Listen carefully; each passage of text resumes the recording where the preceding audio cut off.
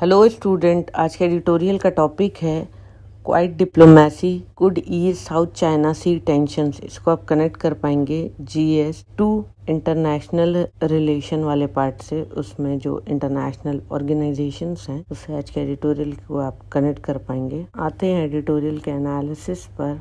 Foreign minister जो India के हैं और फिलीपींस के, उन्होंने 5th मीटिंग किया है फिलीपींस इंडिया जॉइंट कमीशन। ये एक बायलैटरल कोऑपरेशन है, न्यू दिल्ली में हुआ जून 29। यहाँ पर दोनों कंट्री ने अपने इंटरेस्ट को शेयर किया और दो मैरीटाइम एशियन रिपब्लिक, यहाँ पर दोनों कंट्री ने अपने इंटरेस्ट को शेयर किया related to 2 maritime Asian republic और नियरली 75 ईयर्स जो डिप्लोमेटिक हिस्ट्री थी उसे। इंडिया से external affair minister S Jaishankar थे और secretary for foreign minister of the Philippines Enrique Manalo. दोनों कंट्री के फॉरेन मिनिस्टर ने आउटलाइन किया एक पाथ को जो फर्दर स्ट्रॉन्ग बनाएगा bilateral partnership between Manila and Delhi इस 21st सेंचुरी में। साउथ चाइना सी इशू है क्या? अगर और डिसीजन लिया गया है कि ओपन किया जाएगा resident defence attach office Manila में, जो बूस्ट करेगा कोऑपरेशन कोस्ट गार्ड, दोनों ही कंट्री के कोस्ट गार्ड जो हैं उनमें, और एक्विजिशन जो नेवल एसेट है मनीला जो करेगी उस और मनीला नेवल एसेट खरीदेगी। इंडिया उसको हेल्प कर रही है, कंसेशनल क्रेडिट दे रही है और इसके साथ साथ एक्सपेंशन होगा, ट्रेनिंग जॉइंट एक्सरसाइज होगी मैरीटाइम सिक्योरिटी पर, डिजास्टर रिस्पॉन्सेज और मैरीटाइम डायलॉग होंगे। इस तरह के कुछ एग्जाम्पल्स हैं जो स्ट्रेंथन करेंगे दोनों कंट्री के नॉटिकल पार्टनरशिप को भी। अगर इन सारे डेवलपमेंट में सबसे इम्पोर्टेंट अगर देखें तो अग्रीमेंट है दोनों कंट्रीज के रीजनल और मल्टीलैटरल इश्यूज में, स्पेशली मैरीटाइम हाईवेज जो हैं, जैसे कि साउथ चाइना सी है। इंडिया ने अपनी पोजीशन को कंसिस्टेंट रखा और इंडिया ने इंटरनेशनल लॉ को फॉलो किया, जैसे कि United Nation Convention on the Law of the Sea, UNCLOS. और अगर पहले देखें तो 2016 आर्बिट्रल अवार्ड जो साउथ चाइना सी पे इंडिया का स्टैंड था, अब वो उससे इंडिया ने डिपार्चर कर लिया। अभी इंडिया नोटेड से एडहेरेंस टू 2016 आर्बिट्रल अवार्ड के साइड हो गया है, तो इंडिया की पोजीशन अभी चेंज हो गई है। फिलीपीन ने सबमिट किया केस आर्बिट्रेशन का परमानेंट कोर्ट ऑफ आर्बिट्रेशन में, पीसीए, जो उसका चाइना के साथ डिस्प्यूट चल रहा है उसको सेटल करने के लिए चाइना ने फॉर्मली विड्रॉल कर लिया है आर्बिट्रेशन से फरवरी 19, 2013 में। लेकिन प्रोसीडिंग यूएन क्लोज में कंटिन्यू चल रही है। यूएन क्लोज एनेक्स 7 की गाइडलाइन के हिसाब से अगर कोई भी पार्टी एब्सेंट होती है या फेलियर है किसी भी पार्टी का पार्टिसिपेट करने में, प्रेजेंट होने में, तो इसका मतलब वो नहीं है वो बार हो जाएगा प्रोसीडिंग से, उसके अगेंस्ट भी प्रोसीडिंग चलती रहेंगी। पीसीए फाइनली रिलीज किया है अवार्ड जुलाई 12, 2016 में, और ये आर्बिट्रेशन जो है वो उसमें मैरीटाइम राइट है और स्टेटस है पर्टिकुलर मैरीटाइम फीचर्स का, हिस्टोरिकल राइट, जो लेजिटिमेसी है, स्पेशली जो चाइना के चेंज बिहेवियर है साउथ चाइना सी पर। मनीला ने क्लेम किया है कि चाइना का जो बिहेवियर है, चाइना का जो क्लेम है वो इलीगल है। ट्राइब्यूनल का जो डिसीजन होंगे वो फाइनल और बाइंडिंग है, उससे कोई भी कंट्री बच नहीं सकता। अगर किसी भी कंट्री को कोई जजमेंट मिल गया तो उसको फॉलो करना पड़ेगा। UN close article 296 article 11 of annex 7 में ये मेंशन है।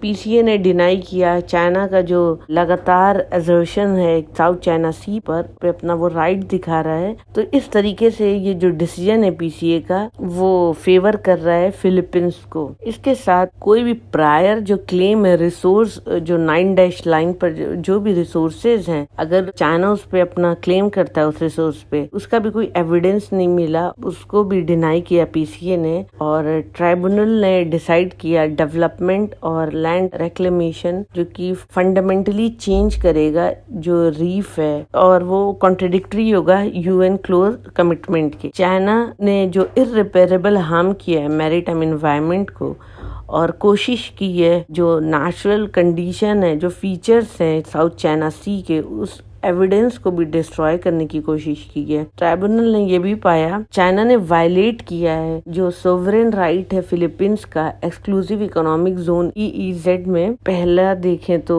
चाइना ने इंटरफेयर किया फिलीपीन की फिशिंग और पेट्रोलियम एक्सप्लोरेशन में। सेकंड है कंस्ट्रक्ट किया चाइना ने आर्टिफिशियल आइलैंड। चाइना ने अपने फिशरमैन जो है चाइना के वो अभी भी EEZ जो जोन एक्सक्लूसिव इकोनॉमिक जोन जो फिलीपींस का है वहाँ पे चाइना के फिशरमैन जाते हैं और वो फिशिंग करते हैं। इस तरह से भी फिलीपींस का जो राइट है वो इन्फ्रिंज हो रहा है और चाइना इसे स्टॉप नहीं कर पा रहा है। इसके साथ ट्रेडिशनल फिशिंग राइट है फिलिपिनो का वो रिड्यूस हो गया, फिलिपिनो फिशरमैन के रिड्यूस हो गए, कम हो गए और वो फिजिकली ऑब्स्ट्रक्ट भी करते हैं। फिलीपींस जो वेजल्स होती हैं उनको तोड़ने की कोशिश करते हैं, उनको हार्म करने की कोशिश करते हैं। तो इस तरीके से चाइना ने एक सीरियस रिस्क ऑफ कोलिजन किया है सी में। फाइनली अगर देखें तो चाइना जो अपना जो राइट शो करता है रिसोर्स पर है, सी के जो भी रिसोर्सेज हैं उस पर अपना जो राइट चाइना दिखाता है उसका कोई लीगल बेसिस नहीं है। इस बात को